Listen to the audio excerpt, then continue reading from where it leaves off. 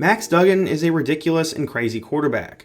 At one time, he was seen as a prodigy quarterback coming out of Iowa, and for a while looked like the future of TCU football. Unfortunately, he would struggle mightily and never really put it all together in his first few years there, which is why he got benched. Somehow though, after TCU's starting quarterback went down in 2022, Duggan had an insane season. He was a Heisman Trophy finalist, led his team to an undefeated regular season record, won a college football playoff game, and will go down as one of the best quarterbacks in school history. Now he will try to get his chance in the NFL, as he was recently drafted by the Chargers. In today's video, I want to tell the insane story of Max Duggan, go through his rise, his career, and how all this happened. But before we get started, please be sure to leave a like if you're going to support today's video, subscribe if you're new and love college football content, and let me know what player, team, topic, or situation I could cover next. Now, let's get started and talk about the insane rise of Max Duggan.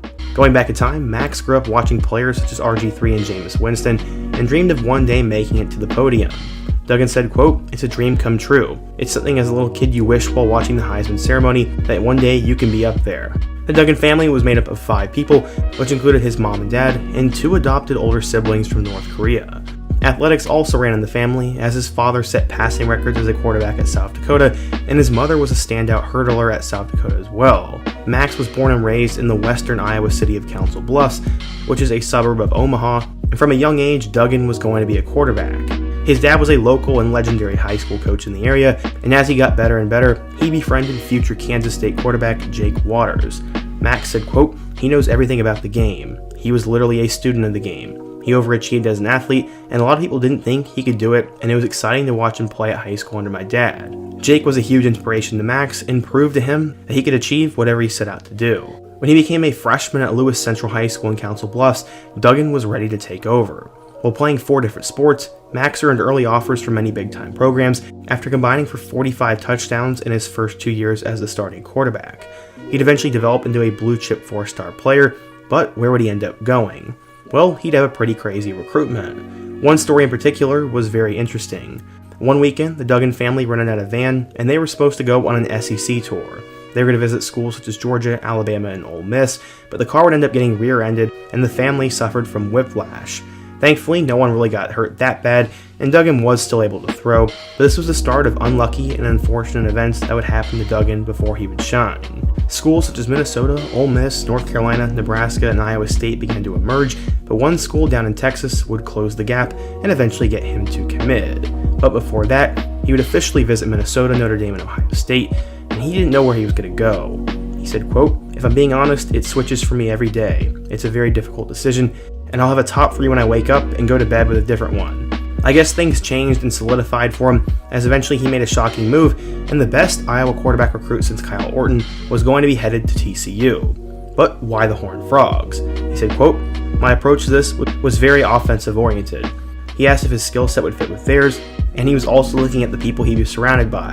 The coaching staff was extremely important to him, and getting along with everyone on the team was extremely important to him. I couldn't find a lot of details on why he went to TCU, but I assume they checked those boxes, and that's why he became a Horned Frog.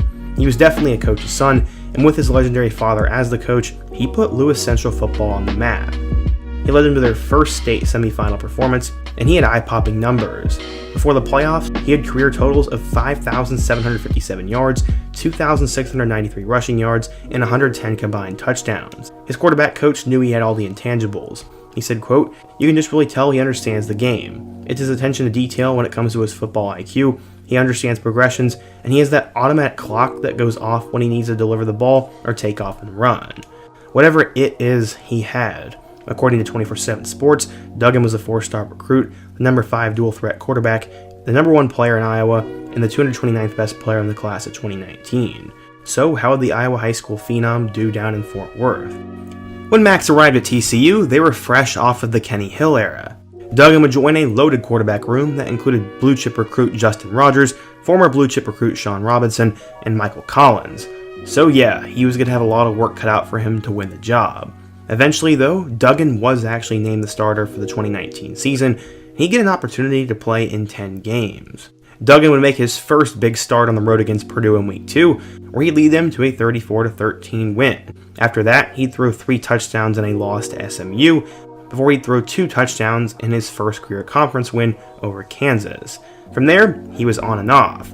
While he did lead them to an upset victory over number 15 Texas, he had back-to-back games with 3 interceptions and losses to Baylor and Oklahoma State, and he really struggled with turnovers as a freshman.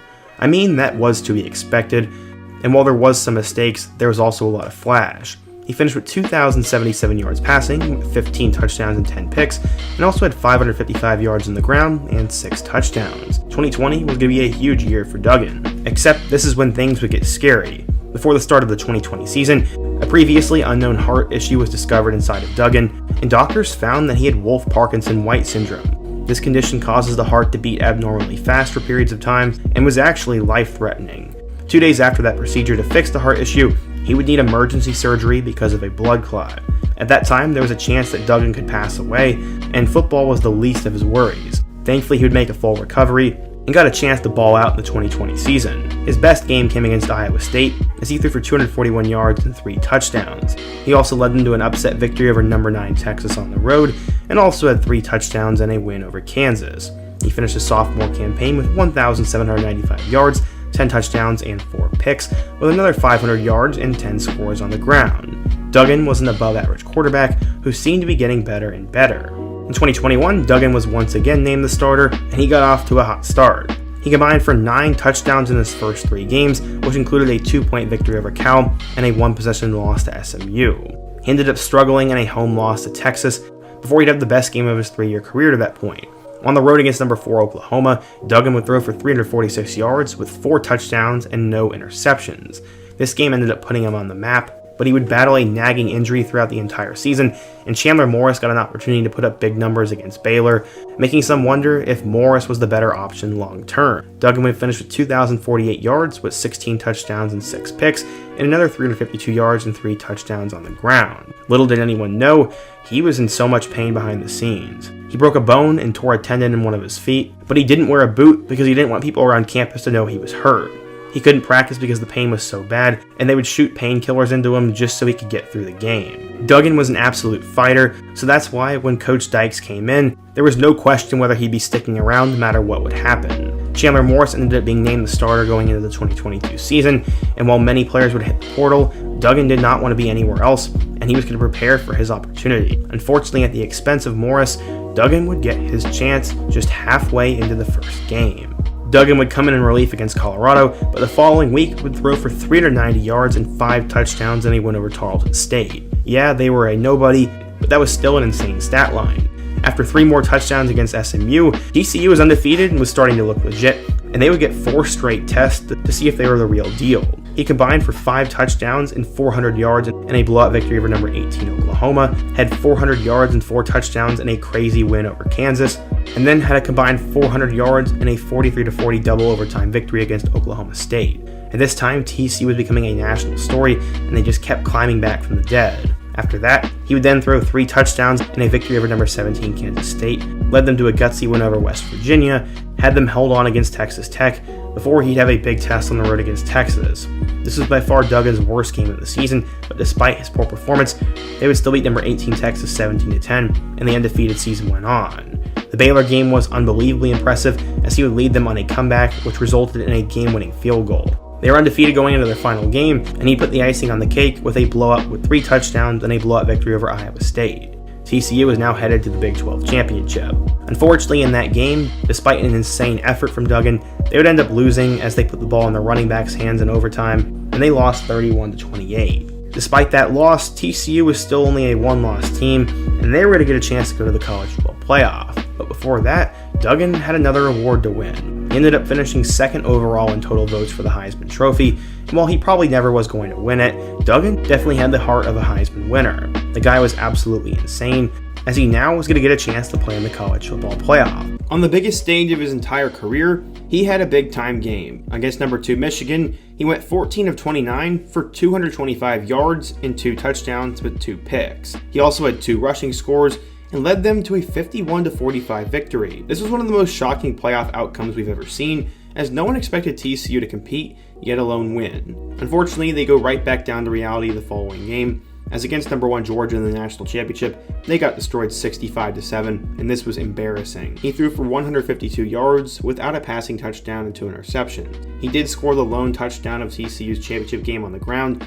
but it was an absolutely embarrassing performance, but it shouldn't take away from what Duggan has done. He finished with nearly 4,000 passing yards, 32 touchdowns, and 9 more rushing scores. He single-handedly led TCU to the playoff and will now get a chance to play in the NFL. He was selected in the 7th round with the 239th overall pick by the Los Angeles Chargers. He'll be the backup to Justin Herbert, and some say he could be one of the better backups in the league. I will say it's nearly impossible to see him doing much this year unless Justin Herbert goes down with an injury. He has the track record. He has NFL quarterback size, can both pass and run the ball, led his team to a national championship, has tremendous leadership abilities, and seemingly an unending work ethic. Those 5 traits should get him a chance someday in the NFL, as pretty much every quarterback will at least get one chance, no matter how small, and like his whole life, I'm sure Max Duggan will be ready for it. As I said, it's really hard to see him making an impact in his current situation, but in my opinion, he was a steal for the 7th round, is a great backup, and who knows what's next in the Max Duggan story, because we've all doubted him before. But what do you guys think?